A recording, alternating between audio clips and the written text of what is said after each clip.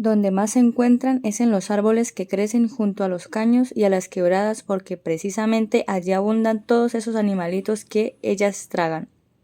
La lorito es una especie de talla muy agresiva que no huye cuando ve al hombre, como la mayoría de las culebras, sino que espera, se asegura bien de la cola, se enchipa como un resorte y cuando tiene al enemigo cerca se lanza como una centella y le clava los colmillos.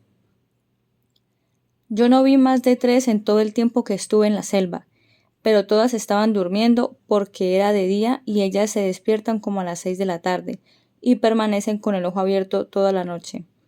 La que trajo Alejandro me la comí porque tenía mucha hambre, pero al pelarla le quitamos la cabeza y me dio por examinarle la jeta. Tiene a cada lado una hilera de 5 colmillos de manera que si se le parte uno, pica con el de más atrasito y así sucesivamente. Los indios me dijeron que de las culebras que viven en los árboles de la Amazonía, esta es la única venenosa. El viernes 25 no había amanecido cuando ocupamos nuevamente las embarcaciones. Todos sentíamos ansiedad por llegar a la zona de los indios desconocidos y los motoristas aceleraron a fondo sus máquinas. Otra jornada agotadora en el río devorando kilómetros y otro atardecer violento por la atención de los hombres que iban de mi lado. Ese día, ya casi con la noche encima, divisé el campamento de Julián, el primero que hizo antes de internarse en busca del puré. De allí en adelante tendríamos que seguir por tierra a través de pantanos primero y luego por una selva seca pero muy enmarañada. Acampamos y comimos algo. Estábamos muy cansados, pero Valois ordenó varios turnos de centinelas como medida de seguridad. En la madrugada del sábado 26 de abril bajamos la carga que había quedado en los botes y Valois, Jacome, el águila y yo empezamos a organizar, a distribuir los puestos que la gente debería ocupar en la columna y determinamos la impedimenta de cada persona. A excepción de nosotros, nuestra impedimenta le fue entregada bajo responsabilidad a 4 tuleros que habían venido para eso. En aquel punto nos dejamos encargado de las embarcaciones al motorista Narciso Rodríguez, y cuando salió el sol nos internamos en la selva con dirección a la Maloca.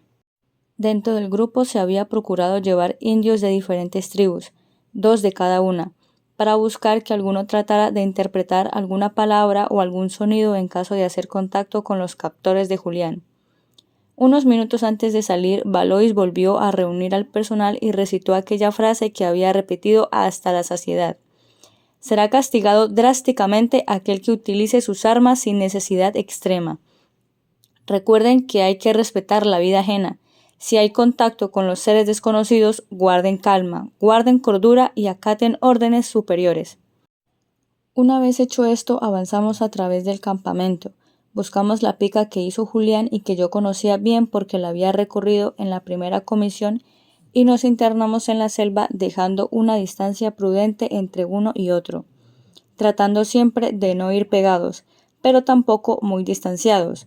Iban infantes sin ninguna experiencia y en la selva tupida es fácil perderse cuando el compañero se distancia a 1 metro de uno. La columna estaba encabezada por Alejandro y lo seguíamos Armando Perea, Plácido Bora, Jacome y yo. Detrás veían otros civiles y luego el comandante Valois, el cabo Benjumea, el enfermero y los infantes. Cerraban la columna todos los tuleros con la impedimenta a cuestas, paneros de fariña, hamacas, cajas con municiones. Jacome Cabrera. En la vanguardia marchaba Alejandro y detrás de él Armando Perea y Plácido Bora, porque estos 2 últimos eran los vigilantes que le pusimos al indio, ya que sospechábamos que lo que había sucedido allá dentro era que él, Julián y Borrachito habían discutido y Alejandro los había matado y luego vino a inventar aquella historia. Efraín. En la parte seca que antecede a los pantanos, la vegetación es cerrada, tupida como pocas veces lo había visto y lógicamente se perdieron varios infantes en cosa de metros. Ante eso, Valois dio la orden de que con cierta frecuencia nos numeráramos. Comenzamos a hacerlo y casi que cada vez fallaba alguien. Se detenía la columna y los indígenas partían en busca del perdido que invariablemente estaba angustiado dando vueltas cerca de la pica en una zona reducida. Sudábamos copiosamente y los hombres tenían la ropa pegada al cuerpo. La selva, silenciosa en aquella parte, parecía sumida en la noche. Sin embargo, apenas comenzaba la mañana de aquel sábado. La marcha fue un calvario. Creo que el peor castigo que he tenido en toda mi vida, porque resulta que esta vez tampoco conseguí antes de partir botas pantaneras. Por radio le pedí unas a Orlando Díaz, el operador de la Armada de Leticia, y él muy estúpido me mandó unas botas de caucho abiertas porque dizque no encontró más. Cuando comenzó el terreno húmedo, comenzaron las botas a quedarse enterradas en el suelo, se llenaban de agua y no salían o patinaban con ellas, y estaba en permanente peligro de caerme. Recuerdo que me las quité y las dejé allí tiradas y me coloqué unas de cuero número 39, en mis pies que son 37. Eran unas botas nuevas y muy duras que me regaló el padre Rumaldo, el director del internado, y que luego de los primeros pasos las empaqué en aceite lubricante para hacerlas más cómodas, pero no alcancé a andar 4 kilómetros cuando me di cuenta que tenía el pie desollado hasta donde cubría la bota. Un día más tarde empezaron los pies a dolerme salvajemente y a la semana los tenía invadidos por una infección que estuvo a punto de causarme gangrena. Valois. El terreno inundado apareció a pocos kilómetros de las riberas del Bernardo, cuando comenzamos a encontrar cientos de hilos de agua. Son nacimientos de quebradas o riachuelos que a medida que recorren la selva dando vueltas y revueltas crecen y crecen hasta agrandarse y unirse para formar la gran corriente del río Bernardo. Son aguas cristalinas porque en esa zona no hay nadie que las enlode. Yo, que iba cerrando la primera parte de la columna, comencé a encontrar poco después decenas de sanguijuelas estripadas. Miré a la gente que marchaba adelante y vi que estaba plagada de esos animales. Me fijé en mis piernas y yo también las tenía. Uno no siente cuando se pegan, son como grandes babosas negras o medio verdosas. Se desprenden y al caer uno las pisa. Por eso quedaban como una masa en el camino. Pocas veces nos metimos entre el agua o entre el barro porque sobre cada hueco profundo o sobre cada depresión Gil y sus compañeros habían dejado árboles gigantescos, acostados a manera de puentes. Había árboles de todo tipo, palmas de canangucho, varas, palmas de azaí. Todos estos pasos estaban ya cubiertos por lama o sarro que da la humedad de la selva y eran resbalosos. Entonces la gente tuvo que cortar varas largas que utilizaban como bastón. Parecíamos una columna formada por ciegos que andaban lentamente en la oscuridad de la selva. Efraín. La marcha fue salvaje. No hay otro calificativo. Recuerdo que un infante a quien llamaba Chalapu se desmayó 10 veces, y era un muchacho joven, fuerte, enseñado a trotar, a subir loma, porque ellos, aunque no eran conocedores de la selva, sí se mantenían en buen estado físico. Otros infantes se fueron al agua o a los charcos de barro por deficiencia física. Los pantanos nos podían dar al tobillo, como también nos podían tapar en un momento determinado, pero mientras nosotros andábamos lentamente apoyados en palos que usábamos como bastones, los indígenas cargadores pasaban con una velocidad impresionante por varitas muchas veces de 1 pulgada. Son unos acróbatas completos. Nosotros, por el contrario, nos quedábamos enterrados en un sitio y salga como pueda y siga caminando y el otro dele la mano y alguien acuéstese de barriga sobre un palo para darle la mano al que estaba abajo metido entre el barro hasta la cintura, esperando que una culebra que estaba chapoteando más allá lo picara y sude y despegue los labios y trate de pasar saliva espesa y pegajosa. En esa zona abundaba el verrugoso, una serpiente grande y fuerte a la que se le tiene mucho miedo porque la picadura es tremenda. Los que saben de eso dicen que es la más grande de las culebras venenosas del mundo entero, después de la cobra rey, y yo creo que es cierto porque cuando crece es gorda y alcanza los 4 metros de largo.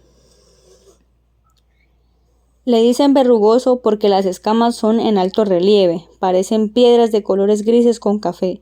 Es un animal desagradable porque cuando tiene cerca al enemigo tal vez como arma para defenderse, agarra un olor inmundo que saca corriendo a cualquiera. Durante la marcha se dijo claramente a los infantes que debían abrir bien los ojos y no acercarse a troncos derribados ni a pequeñas cuevas en el suelo, que había muchas, porque el verrugoso pone los huevos en zonas oscuras y muy húmedas, como esas eran principales características de aquel sector. Por eso mismo habían tantos. Afortunadamente las instrucciones fueron efectivas y no sucedió nada grave. Recuerdo que la columna avanzaba y de golpe alguien señalaba. Mirábamos y ahí debajo estaba alguno, enchipado o con la porra bien recta hacia adelante, listo para atacar. Entonces nos abríamos para pasar lo más lejos posible sin provocarlo y así evitar problemas y demoras. Como no se debían usar las armas, en caso de emergencia el garrote era lo último a lo que debíamos apelar. Se lo colocábamos estirado frente a la jeta de manera que uno pudiera neutralizar el lapo tan berraco que pegan cuando se lanzan a picar. Mientras tanto, otros debían madurarla a garrotazos. Pero esto no llegó a suceder porque la situación nunca fue comprometedora para nadie. Es que el verrugoso es muy agresivo, mucho. Se esconde para que no le hagan nada, pero si lo descubren, tampoco huye como la mayoría de las culebras, sino que se queda allí a dar la batalla. Yo creo que la gran mayoría de los que vimos, que fueron bastantes, eran hembras cuidando sus camadas, porque esta es una de las pocas serpientes en el mundo que pone los huevos y no los abandona. Los huevitos son alargados y la cáscara parece pergamino. Uno puede romperla como si fuera papel grueso. Un consejo que se le dio a la gente de infantería de marina antes de salir del campamento del río Bernardo fue que especialmente al atardecer había que fijarse mejor dónde se ponían los pies al caminar, ya que el verrugoso duerme de día y por la noche comienza a movilizarse para cazar animalitos. En ese momento, como tiene hambre, es mucho más peligroso y la bolsa en que guarda el veneno está llena. En cambio, después de comer uno la encuentra prácticamente vacía porque al picar la bota, Julián solía matarlos y con sumo cuidado les abría bien la porra y el cuello para observar. Los colmillos son puras agujas de inyecciones, con un canal por todo el centro. El veneno del verrugoso es menos peligroso que el de la cascabel o que el de la talla X. Pero, como la glándula es más grande, mete entre la herida del enemigo mayor cantidad de líquido que al poco tiempo produce una hinchazón salvaje y una especie de gangrena tan dolorosa que hace chillar a los más machos. A las 12 del día de aquella jornada, creo que sería esa hora, hicimos un alto para comer algo. A mí no me pasó nada por la garganta, a pesar de que llevaba provisiones mejores que los demás. Leche condensada, galletas, soda, harina de avena. El resto contaba con farina que depositaban entre un barquillo hecho con las hojas de árboles, mezclaban con agua y tomaban en grandes cantidades. Se llama chive, y es muy refrescante y aunque se infla por la humedad y lo llena a uno, a la media hora otra vez se siente hambre. Es la comida de estos lugares. Los indios en cambio comen poco, sudan poco, se cansan poco y sienten poca sed. Es que llevan en la boca su bolita de coca y le dan vueltas y vueltas, acomodándola debajo de alguna de las mejillas y mezclándola con saliva. Viven dopados. Reiniciamos la marcha una hora después, con la ropa helada porque el sudor se enfrió con la quietud. Durante los primeros metros sentí que tenía la piel erizada por el frío, pero luego con el ejercicio pasó aquella sensación y los músculos volvieron a aflojar. Poco tiempo después, Jacome y la gente que no había ido a la primera comisión, unos veteranos, empezaron a mirar bien en la pica y a decirnos: «Miren, aquí estuvieron esperándolos a ustedes, vean el puesto de las lanzas». Efectivamente, detrás de los troncos de los árboles, a los lados de las ceibas de la pica, estaban los puestos de unas lanzas. Jacome Cabrera. Después de mediodía de camino encontramos ramas partidas y el camino tapado con otras ramas, tal vez para que quien saliera corriendo cayera allí enredado y fuera apresado. Este sistema es también utilizado por los indios de esta región y por uno mismo para cazar ciertos animales. Efraín. En ese momento no me cupo la menor duda de que en la primera comisión nos estaban haciendo la cacería, nos estaban vigilando. Fuera de los huecos y de las huellas de los pies se vieron las huellas donde habían guarnecido detrás de los palos.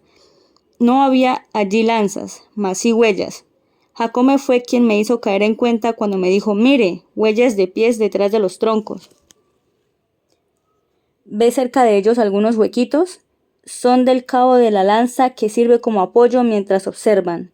Jacome nos señaló como 4 puestos de indígenas en esas condiciones. Unos 5 kilómetros después del Bernardo empezaron las colinas.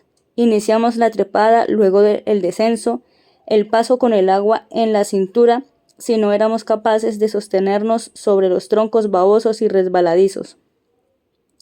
En esa zona había muchas culebras, las veíamos entre el agua, las escuchábamos charrasquear entre la maleza mientras subían. Luego de una curva por entre los árboles vi el salto de un tigre, un salto que jamás creí poder ser natural. Estaba el animal trepado en un árbol, aproximadamente a unos 8 metros de altura, y cuando nos sintió saltó al suelo, hacia adelante, muy adelante, pasó como una flecha por entre las palmas, veloz, alargado, y el único ruido que hizo fue algo imponente. Recorrió unos 15 metros en diagonal y logró huir. Contando vueltas y revueltas, calculo que a las 5 de la tarde ya estaba muy oscuro dentro de la selva. Habíamos recorrido 25 kilómetros y decidimos acampar. La marcha no se hizo penosa por la vegetación, sino por los pantanos. Había poca vegetación baja y, cosa particular, en el último kilómetro que recorrimos aquel día vimos como la selva se fue abriendo de manera que estaban solamente los árboles grandes, sin arbustos, enredaderas o bejucos que cerraban el camino. Era una selva limpia, boscosa, y se podía caminar sin agacharse, sin dar rodeos, sin sacar el machete para romper. Cuando Valois anunció que había que acampar, buscamos un sitio alto y bien seco y colgamos de los palos las hamacas, formando una circunferencia amplia. El trabajo se comenzó inmediatamente. Los infantes, ayudados por indígenas de toda confianza, se apostaron en puestos de vigilancia que dominaban todos los costados.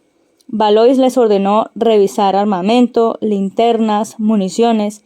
Cerca había una cañada honda con un árbol atravesado de manera de puente, y allí se colocó otro puesto de guardia. Estaba muy oscuro y por lo apretado de las copas no pude ver si aquella era una noche de luna. Lo único que recuerdo es que frente a mi linterna se movía una nata de insectos, pero a pesar de ellos dormí profundamente. No llovió y amanecí con el cuero destrozado por los zancudos. Al amanecer del domingo 27 de abril, el día era frío y cuando traté de mover los pies sentí unas punzadas salvajes que me hicieron gritar y todos volvieron a mirarme.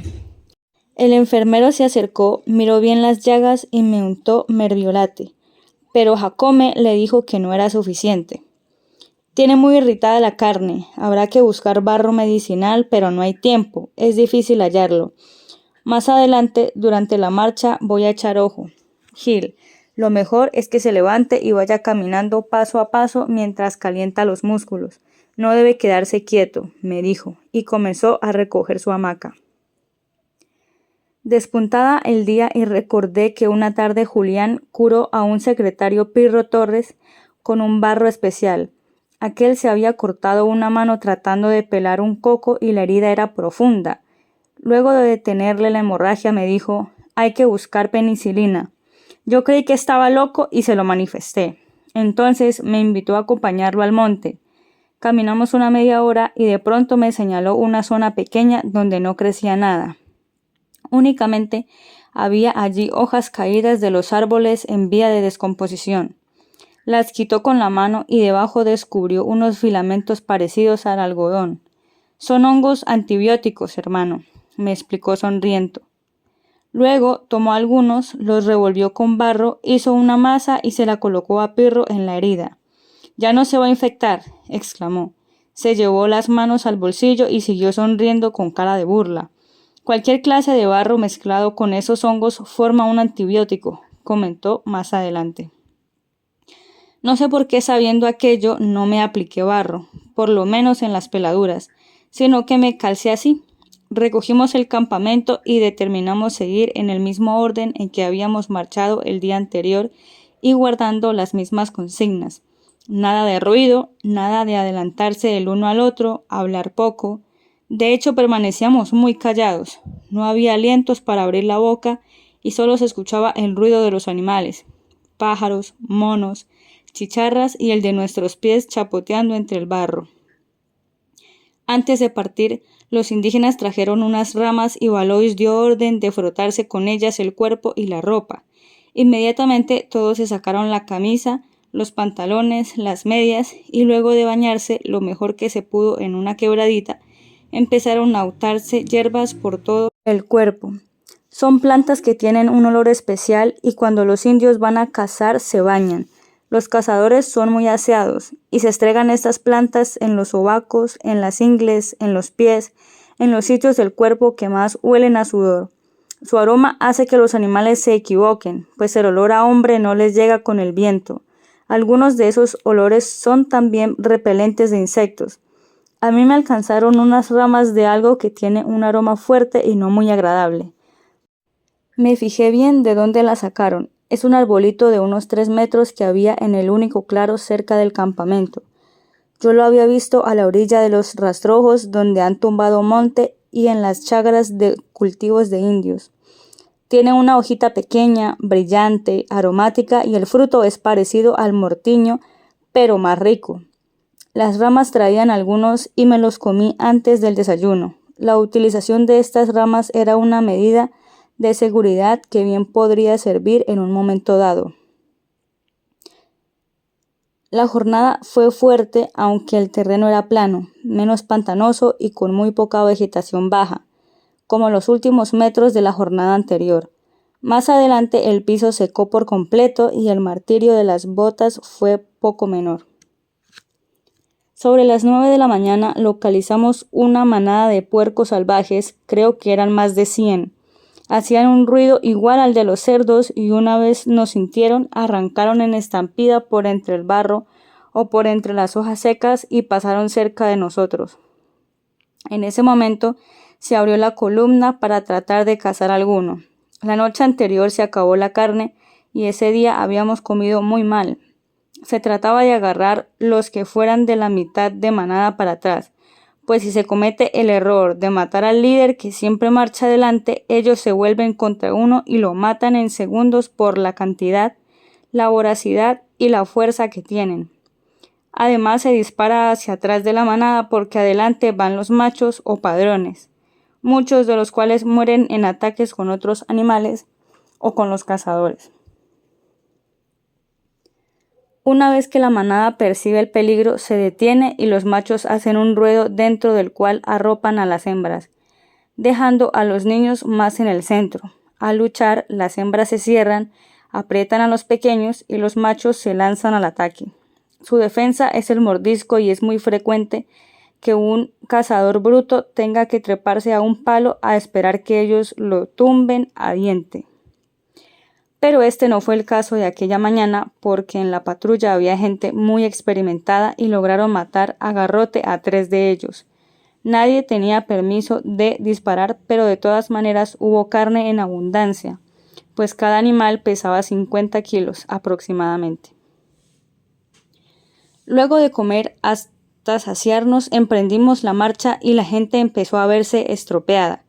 Los infantes eran los menos fuertes y se resbalaban una y otra vez. Sobre las 11 volvimos a ver huellas que seguramente quedaron desde la primera comisión. Huecos en el piso con estacas y algunas marcas en los árboles. Jacome Cabrera. Sobre las 11 de la mañana del domingo 27 de abril, encontramos un tapadito de indios salvajes y allí escuché una tocada de mamba y al rato otra que contestó más adelante. La mamba consiste en que determinados árboles forman fuera de la tierra unas raíces delgadas de más de 1 metro de manera de cajones entre una y otra y al golpearlas con un palo grueso resuenan centenares de kilómetros. De ahí para allá comencé a creer el cuento de Alejandro y le quitamos los guardianes. Nos pusimos alerta y caminamos con más cautela porque pensé, son indios bravos.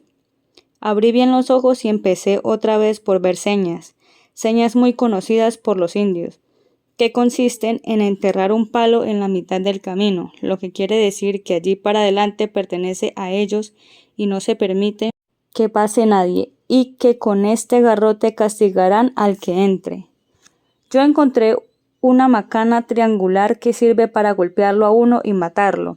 Seguimos y Alejandro nos dijo que en ese lugar había dejado Julián la fariña, un hacha y 2 azuelas. Fuimos a inspeccionar y no encontramos nada. Efraín. 1 kilómetro adelante desaparecieron las marcas y la selva se hizo más abierta, con menos maleza baja y árboles corpulentos, troncos limpios y copas muy apretadas que nos permitirán la entrada del sol. A las 2 de la tarde aproximadamente, Alejandro dijo, ya estamos llegando, cuidado que estamos cerca. Valois hizo detener la patrulla para escuchar la opinión de la gente sobre lo que debía hacerse una vez estuviéramos sobre la maloca. Sin embargo, prefirió primero interrogar a Alejandro. ¿Por qué estamos cerca? Porque aquí adelantico, en la mitad de la pica, Julián dejó 4 horquetas clavadas en 2 varas y encima un panero de fariña. El panero estaba metido dentro de una tula. ¿Por qué le dijo a Jacome y no encontraron nada? Le preguntó de nuevo y él dijo que se había equivocado. Entonces Valois mandó a buscar la tula y esta fue hallada en el sitio donde dijo el indígena. La abrimos y encontramos también una revista mecánica popular que decía Familia Gil. Todos se miraron y Valois volvió a preguntarle a Alejandro. ¿Qué más cosas dejaron por aquí? Allá, unos 40 metros adelante de la tula, tiene que estar munición escondida y la escopeta calibre 12. Alejandro y Armando Perea se adelantaron y efectivamente encontraron las cosas, como en el caso de la tula con fariña. Ellos no hallaron ninguna huella cerca de la escopeta y de las municiones, empacadas desde cuando Julián las colocó allí. No había tampoco muestras de que alguien hubiera husmeado con los contornos. Todo estaba intacto, tal como lo había dejado Julián, Borrachito y Alejandro. La gente estaba animada, entusiasmada y en la reunión opinaron que debíamos marchar inmediatamente y ocupar la maloca. Yo me opuse.